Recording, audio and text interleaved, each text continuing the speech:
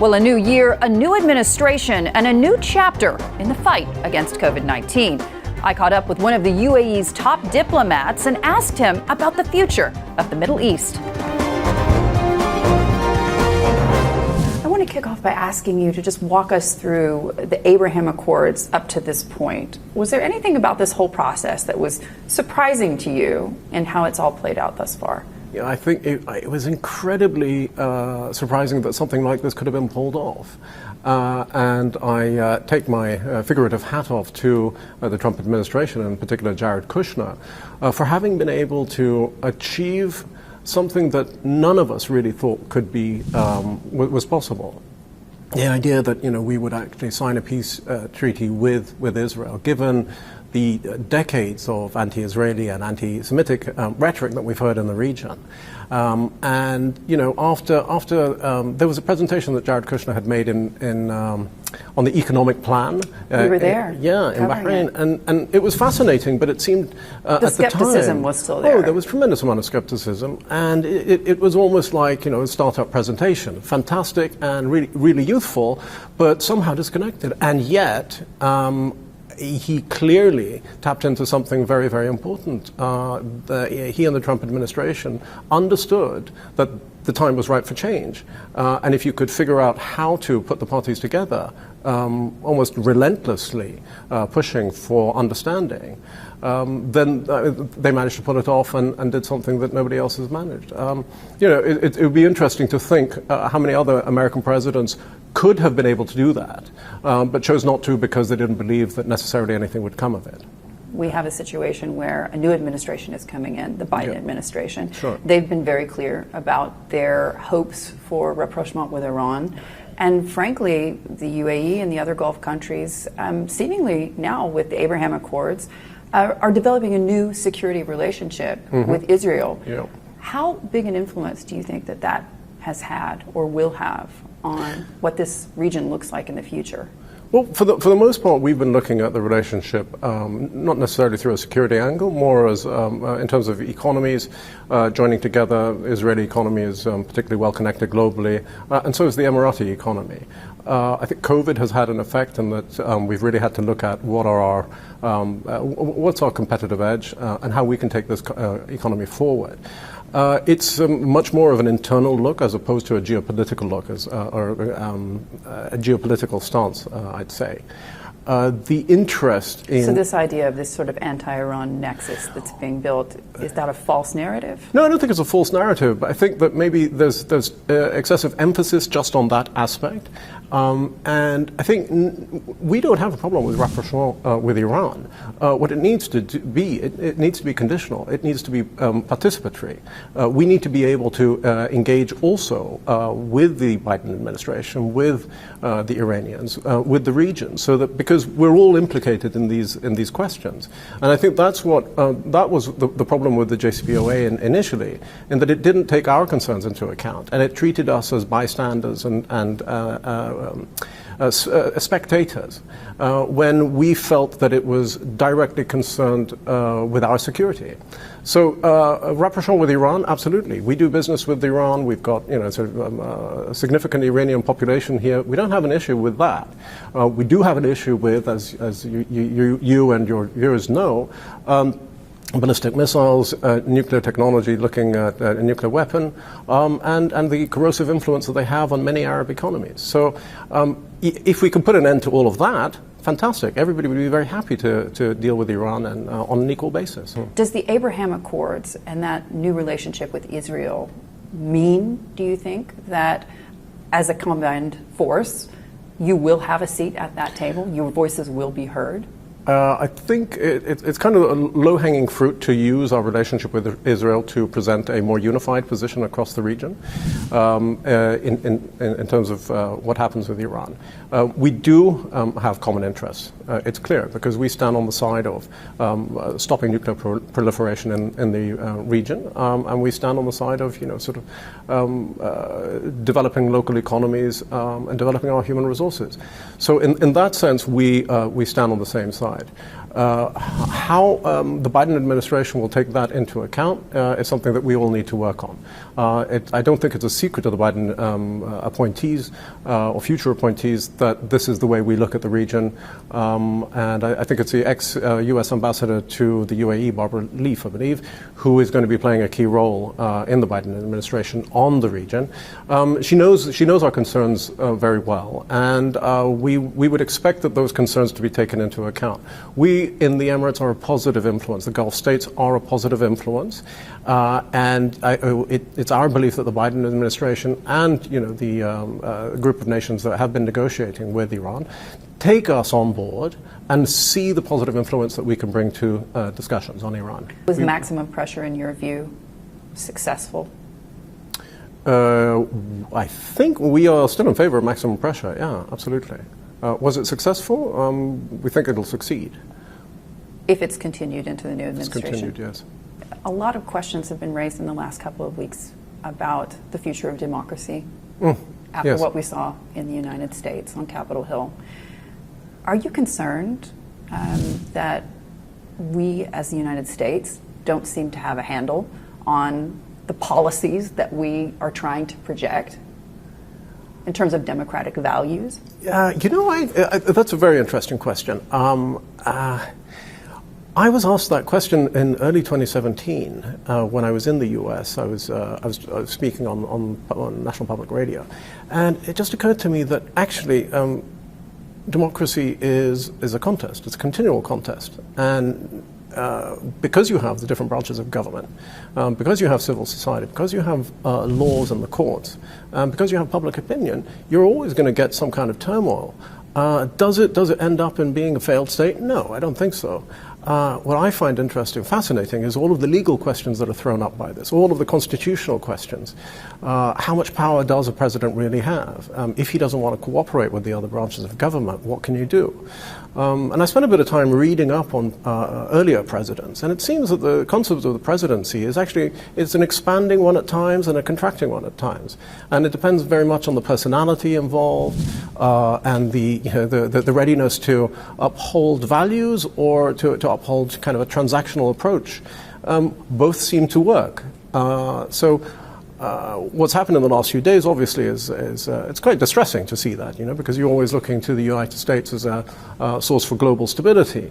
But at the same time, I think those who've looked at the United States, spent time there, studied the United States, we understand that actually it's a very vibrant and strong kind of body that can take these kinds of blows. How would you gauge the level of threat that political Islam represents today? I think it's much less of a threat, and I think partly because what political Islam did was overplay their hand? They certainly overplayed their hand, and I don't think that they really... they had access to emotion, but they didn't have plans for what to do with an economy or a society. And I think you saw Muslim Brotherhood parliaments were focused on really peripheral issues not related to well-being and economic growth and sort of the security. Well, you need a solid economy in order to provide security to your people. So in that sense, there was a lack of imagination, a lack of interest in actually constructing a society. There was a lot of interest in instructing a society, right?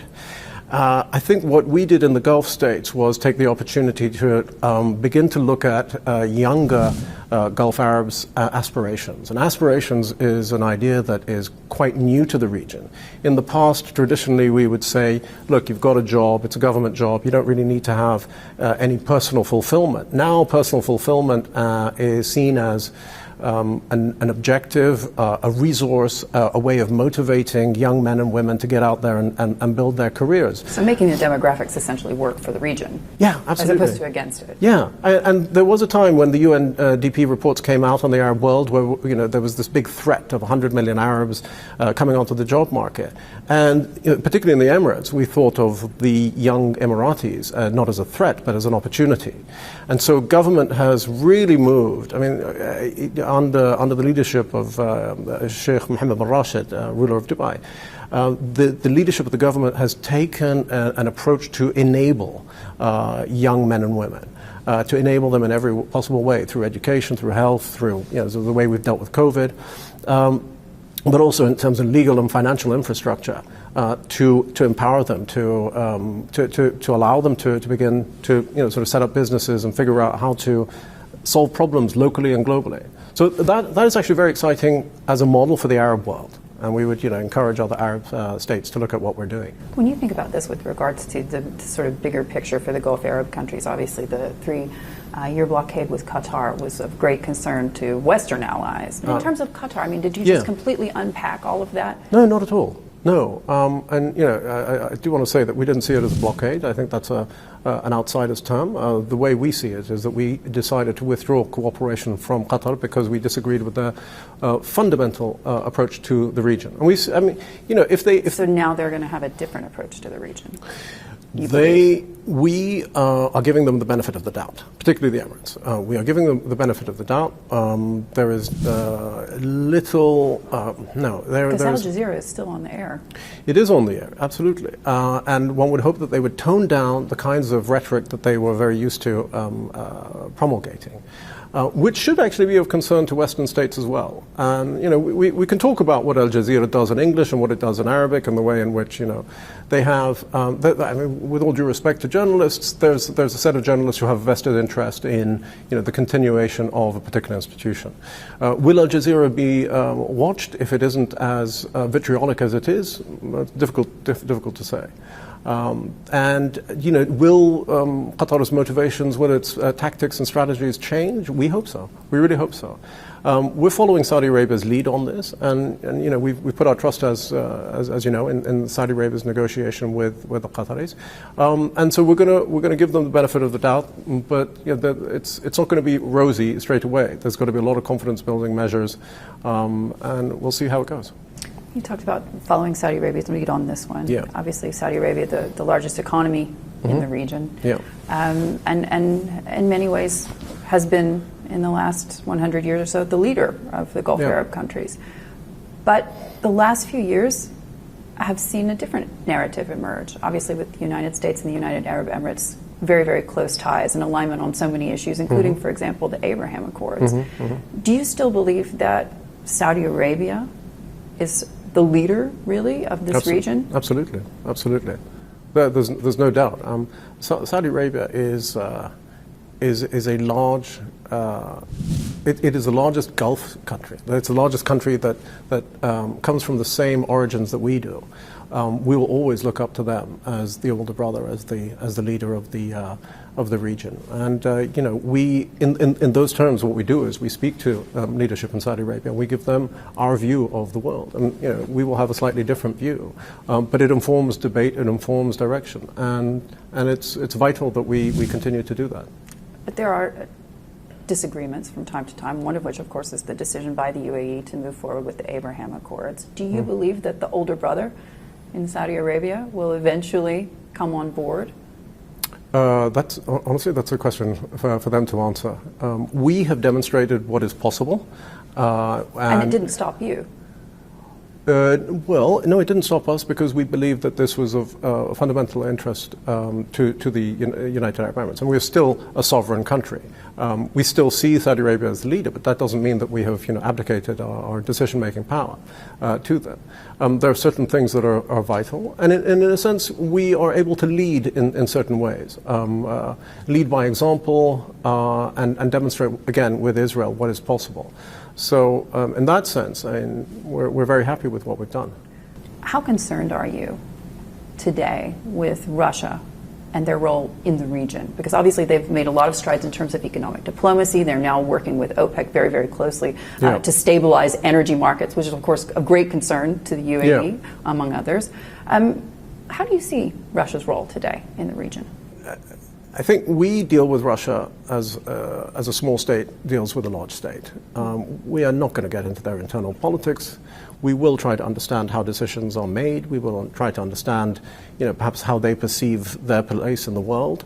And I think we've made certain kind of strides in that sphere. I think what the Emirates managed to do over the last sort of 10, 15 years was to establish working relationships with some key Russians and key Russian institutions, which allowed us to then be able to have discussions about Russian involvement in the region. Now, in 2008, 2009, when I first got to Moscow, nobody really expected Russia to be deploying troops and weaponry in different kind of theaters.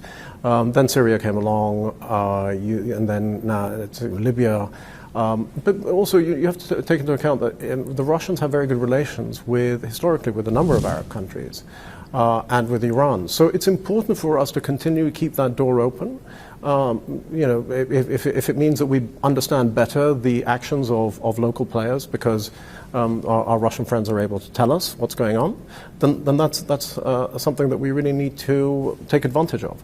So what we don't like doing, I think, in the Emirates is we don't like closing doors on people on the basis of some kind of ideological disagreement. We understand that perhaps the Russians have engaged in manipulation of perceptions in the United States or Western Europe, but nevertheless, we still need to work with them.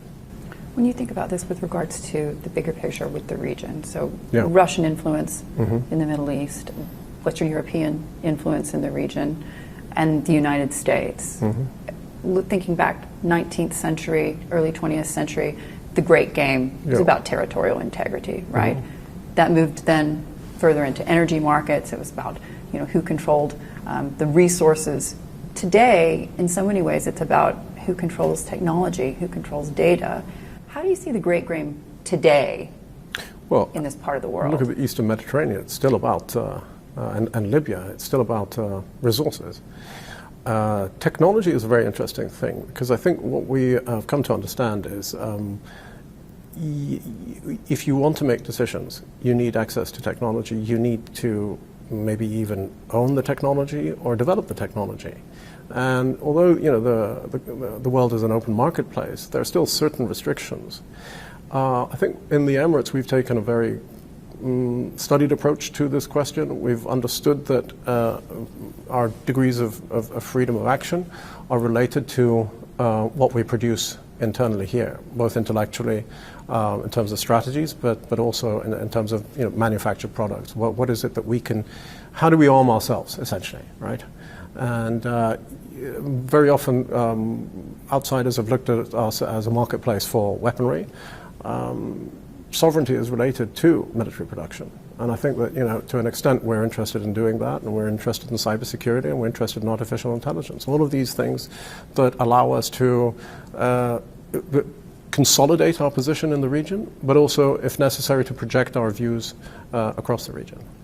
COVID-19, when we think about what happens next with regards to coronavirus, something that's upended the global economy.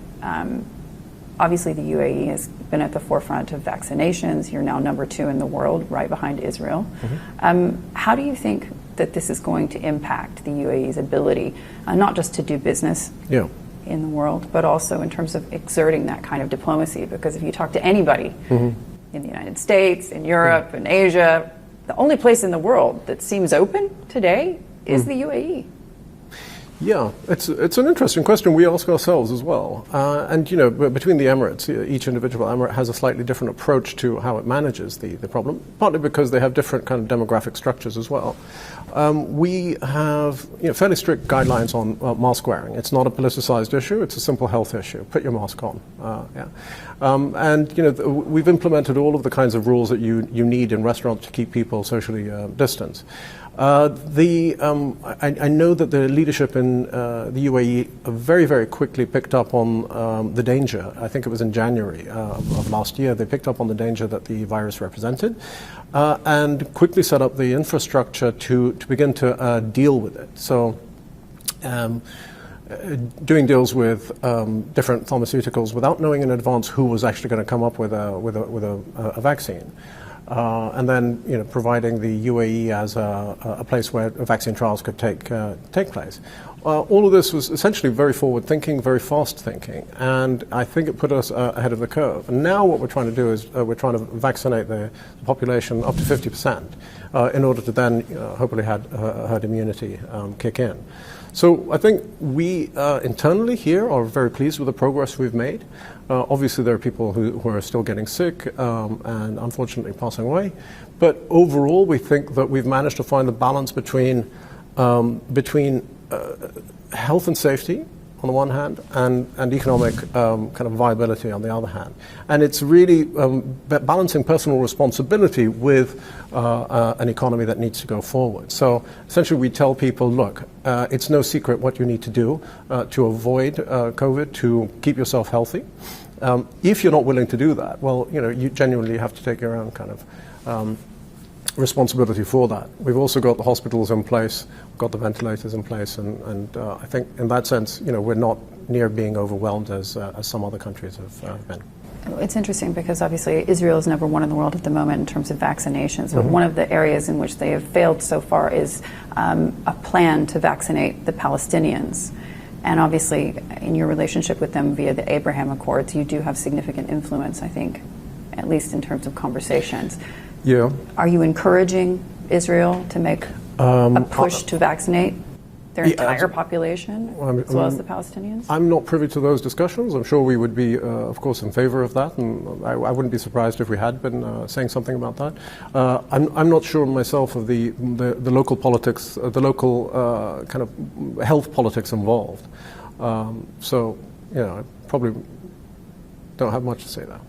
When you think about that with regards to the broader picture of the Abraham Accords, there have been a lot of criticism, obviously, that this doesn't do enough to help the Palestinians. And the answer to that from the Kushner and Trump White House was essentially, if they want to partake in this, then they can. Right. It's their leadership that's holding them back.